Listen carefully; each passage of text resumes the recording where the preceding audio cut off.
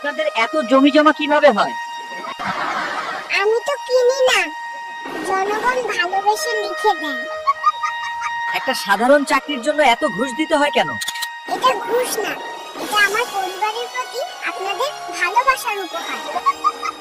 শিক্ষার মান এত খারাপ কেন? কারণ সবাই শিক্ষিত হয়ে গেলে আমাকে এমন কঠিন প্রশ্ন করবে। রডের বদলে বাঁশ দিয়ে ব্রিজ বানান কেন? জনগণকে বাঁশ দেওয়া তো আমাদের ঐতিহ্য।